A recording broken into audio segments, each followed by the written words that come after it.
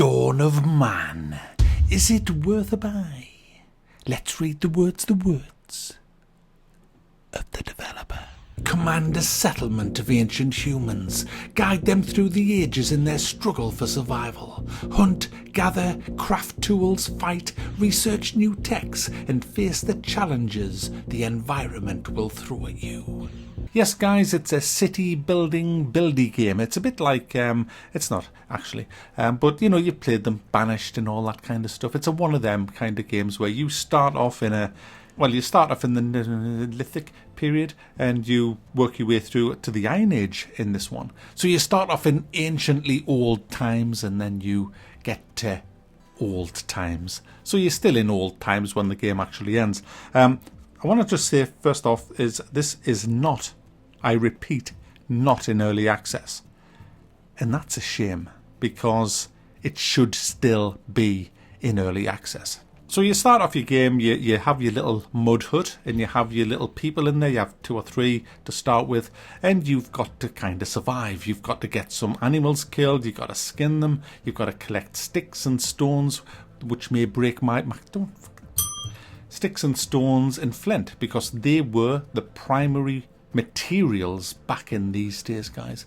And we, with our computers, that's where we got, because of these people with their little spears and flint and all of that kind of stuff. Isn't it amazing that we can just get on with the game? So you hunt, you bring skins back, you dry them out on a little skinny dryer thing, and then you make winter clothes so that when winter comes your guys can wear warmer clothes. Unfortunately, they're too fucking stupid to actually go and put them on in some instances. And this is a big problem with the game, because I like the game. I really do like the game, but the AI does let it down. For example, you will have winter coming, you'll have a lot of woolly coats, and people are dying of hypothermia. You'll have people dying of starvation when you've got a shit ton of food. It's because, we're too busy working to eat. Fuck it, I know I'm dying, but I just want to chop this fucking tree down and then died of starvation. It's crazy. A trader will come into your village and you'll trade with him, and then he'll say, here's all the stuff you've traded your valuables for. I'll just put them down here. And you say, all right, someone will pick them up in a sec. And then a sec goes by and nobody picks them up and they just rot away on the floor.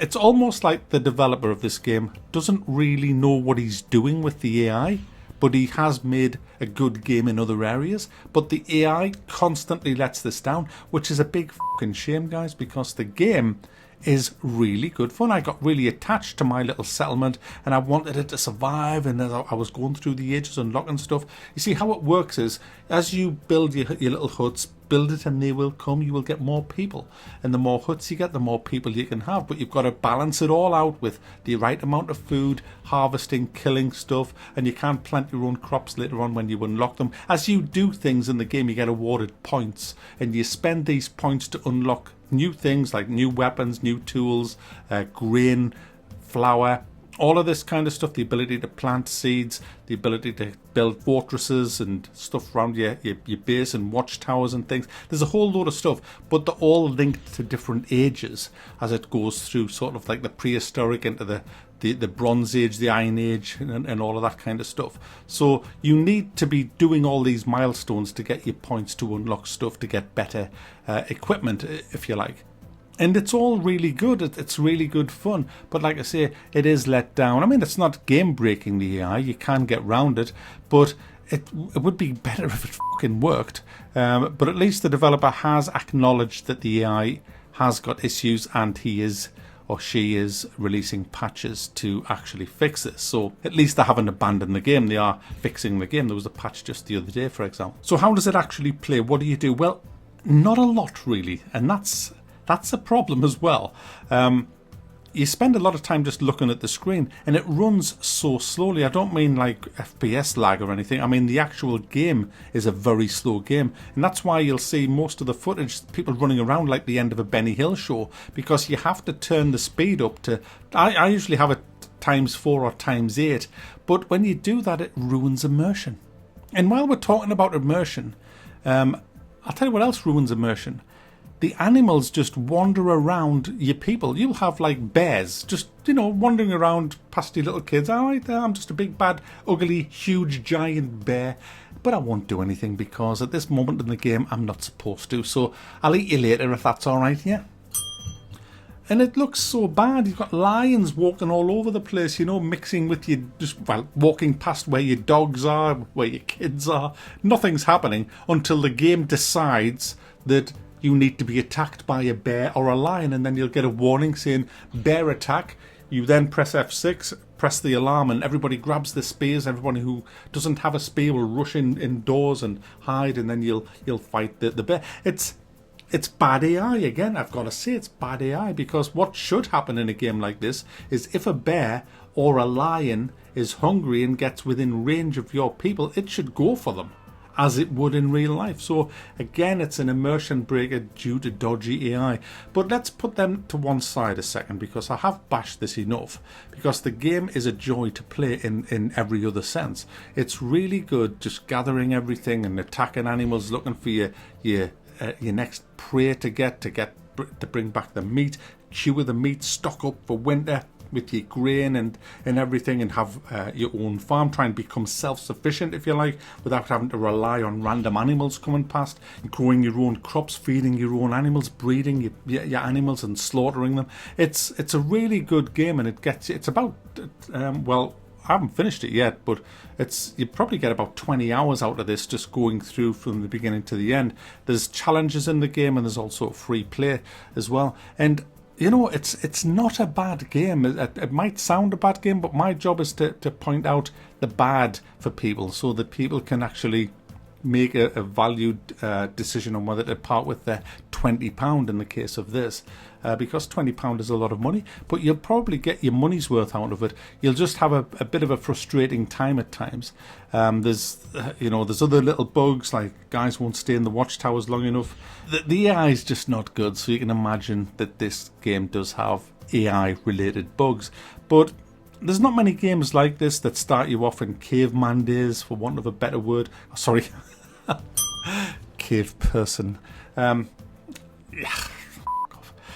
So, yeah, this is good in that sense, and it is nice building your little base up and seeing it grow through the ages, and then you start mining stuff and you invent the wheel, It's that kind of game.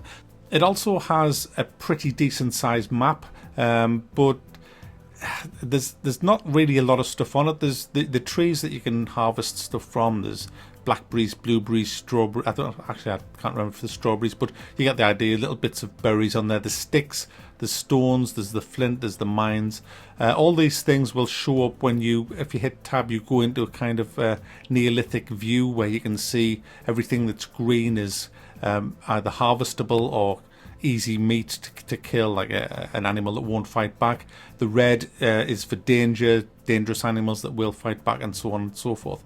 You have your mines and things like that on there, but you don't have other tribes. There's no other bases on there that you can attack, and you do get attacked off other tribes when you're playing the game. You just never see where they come from. You just kind of get a warning that your base is coming under attack, and you have to press, like I said earlier on, hit F6, then sound the alarm, and your men will go get the spears and stuff like that and defend your base from whatever it is. But it would be nice if there was an enemy base on the map somewhere that you could actually go and either have peace with, trade with, or attack to take over the map.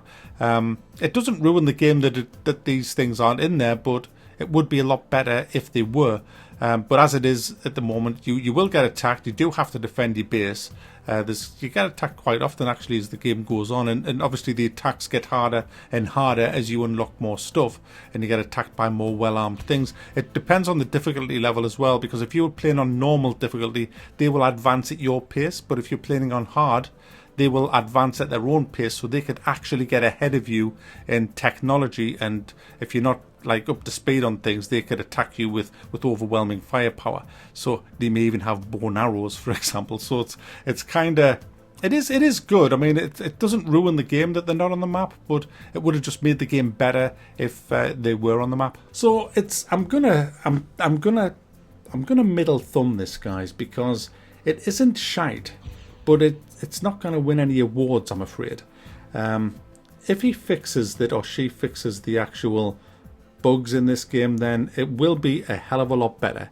But I hope you're not too put off by that, but this is the way it is with this game. So maybe watch a couple of streams or something, or a couple of Let's Plays on it, and that'll give you a better idea of whether you should actually go and part with your money. But it is not a bad game at all. So there you go, guys. Dawn of Man is getting the middle of the road.